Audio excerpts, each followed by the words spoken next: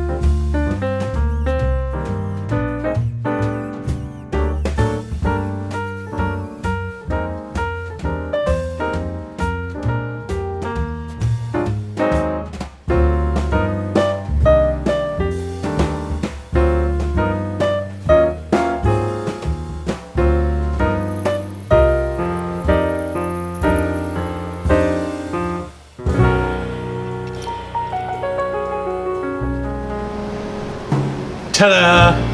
Well, that's it. It works. That's the best part of the whole thing. I lubricated it and it spins open real easy. You know, it's the Acme threads were pretty pitted, but that doesn't mean it's not usable. It's usable. It's probably not quite as smooth as it would be if it wasn't pitted, but I think it still has enough strength to clamp down on something. But in any case, it was super rusted and now it's not, and there you go. Thanks for watching. See you next time.